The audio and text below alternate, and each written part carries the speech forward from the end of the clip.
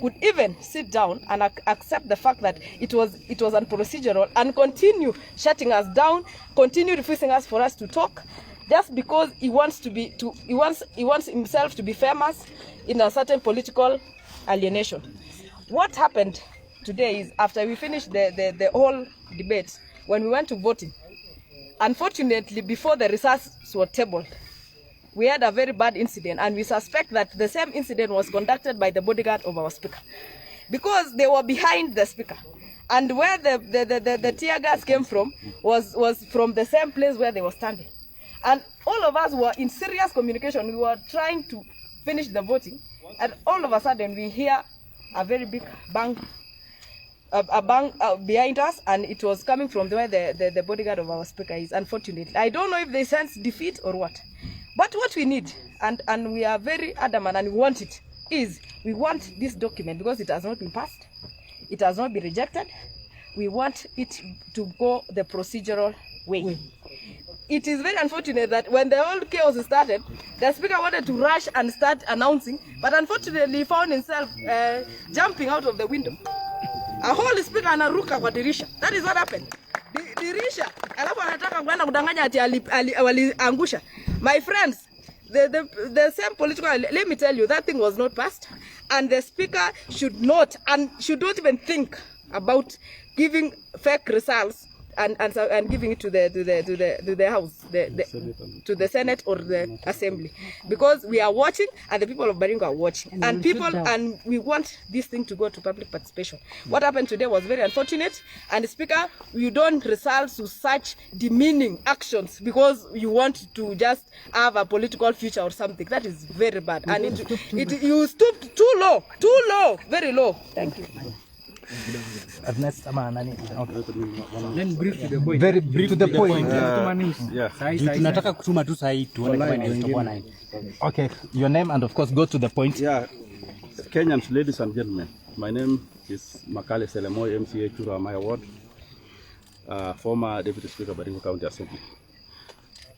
Today, we woke up for daily business of the House, and surprisingly, we were ambushed by the Speaker with a business that was supposed to have gone to the people of Baringo through public participation.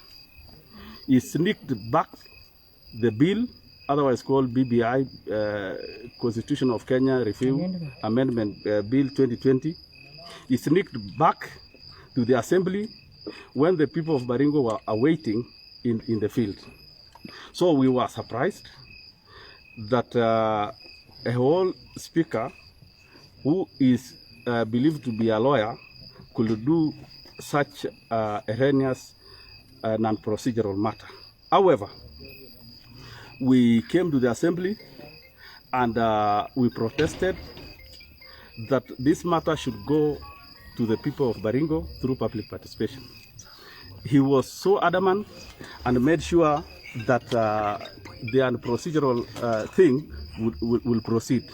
Nonetheless, we went back to debating the motion, and when we were almost through with the debate, because our side, the yes side, were many, we were majority in the House, and when he sensed defeat, that is when the unfortunate incident happened.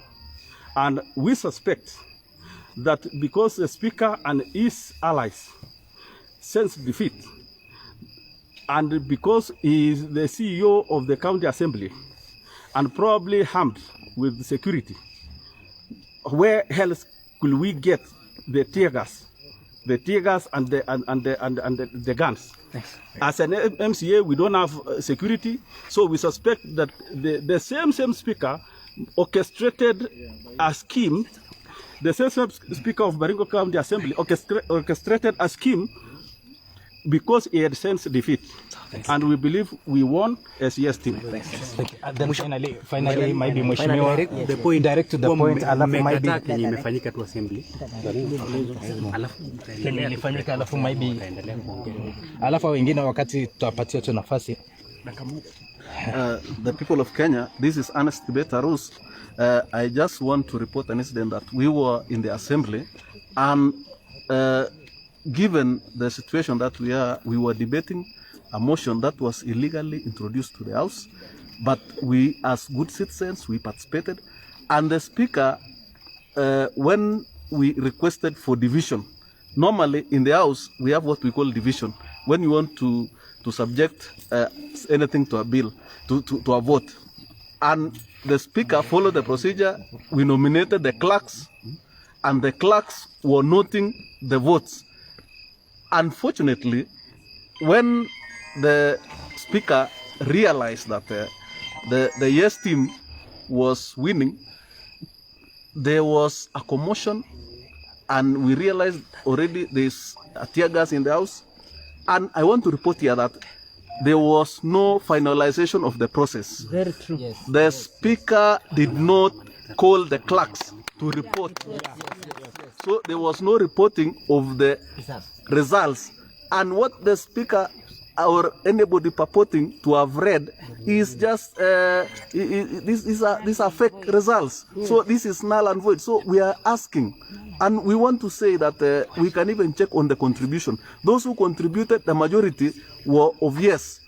And we are wondering why the Speaker decided to rule or purported to rule otherwise, and we know that the results were not submitted. So we want to tell the people of Kenya that it is unfortunate that this BBI has been reduced into political contest and just stamping, and it is so unfortunate. I'm calling for the immediate arrest of the Speaker, because how else can he is the one in charge of the assembly.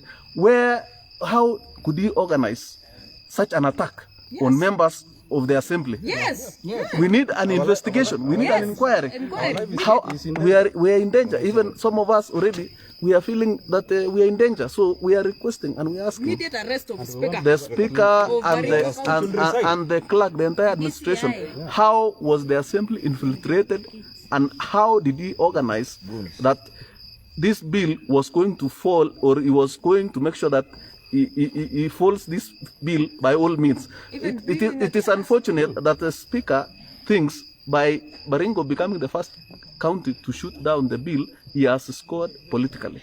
We want to tell him that the people of Baringo, the people of Baringo Central are not so foolish to be cheated in such a manner. Yes. So we are just asking and we are requesting that let the procedure be followed.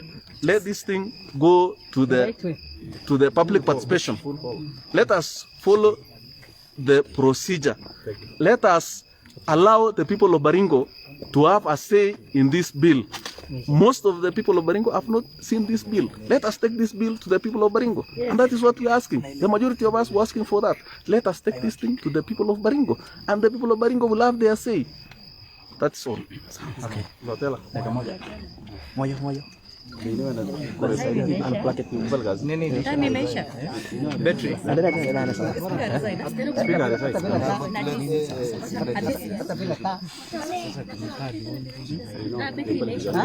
Battery measure. It's live. You can just live. It's live. Today, what happened in the county assembly, the voting process was flown, and it was cut short by the tear gas canister. And we know the process was planned, it was pre-planned before. In county assembly, within the presence of the assembly, no one within the assembly, any stranger, any security matters lies within the power of the Speaker. So the way the process was managed from the beginning, it was really not good, the way the Speaker behaved. And it is a high time that the way our Speaker, who is supposed to be a arbitrator, need to respect the autonomy of the Assembly, need to respect also the people of Baringo. That document was not procedural, it was just brought today. It was subjected into discussion and voting. But when people go for a roll call, which is on division, that is when we saw that Speaker was not ready for that, and he decided to use any other means. Yes. So that any chaos, so that it can make the process go through the way they want, and it has been doing that. So this time round, we are saying that process was not to the end. It was cut short, and it has to start again. We have to start it afresh. The bill has to go a procedural process where it has to go to public participation. It has to be subjected into a committee. That's a legal and affairs committee. Let us do a public participation where all wards, even if it means you don't go everywhere, people can even streamline. We can zoom it all over. And we see the feelings, and the people of Baringo can contribute. Let the document be discussed. Even as MCAs, when we received the document in the assembly, we have never been done any speaker's caucus for that document to be discussed on what are the procedures to be done, because our standing order is very clear. But now they are saying this is not a bill. What is it? If this is not a bill, what is it that cannot be subjected into any other process of a bill? What is so the speaker is now misusing the standing order rule number 1.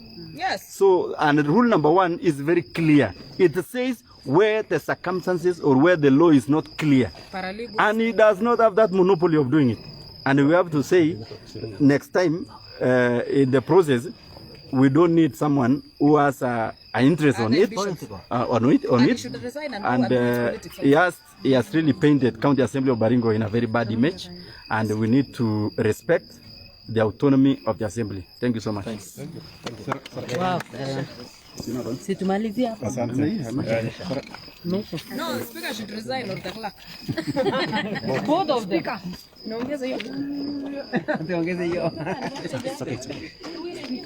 As we wind, I want to be very categorical. We have an assembly where the clerk of the county assembly wants to be a governor. We have an assembly where the speaker of the county assembly wants to be an MP Baringo Central. That means these people are willing to do anything to maintain a good rapport for any other political party they would want to stand with. We are even privy to some information that even our speaker has reached a place where they will arrange some per diem for his people so that they can take to some political persons that we know. And it has been happening in Baringo. We want the DCI to come immediately and conduct investigation, especially the tear gas that was thrown today, because we suspect our speaker is the only one person who has an outsider who can be around the assembly premises, because we cannot continue this way. Our life is in danger.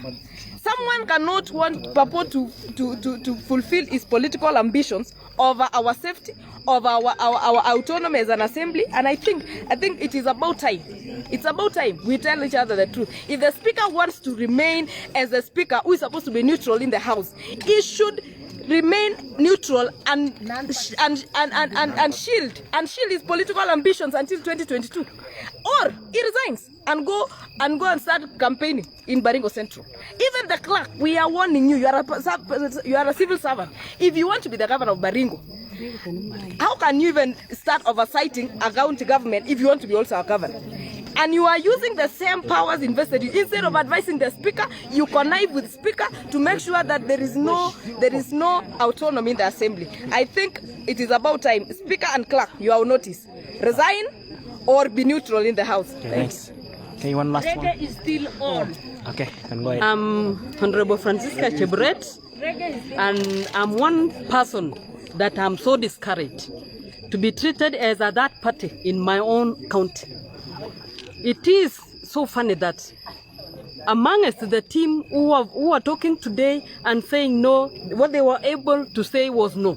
They were not able to explain to the people of Baringo what they were saying no to. And I'm so discouraged to note that out of some insights that we have, Honorable Murkomen, our old senator from Marakwet, is micromanaging Baringo from inside the county assembly. And we are saying that we have girls and boys born in Baringo, and we are very powerful and will not allow that. We know the team met Murkomen yesterday, and that is what they agreed to do, to pin down Baringo because of their differences in the Senate.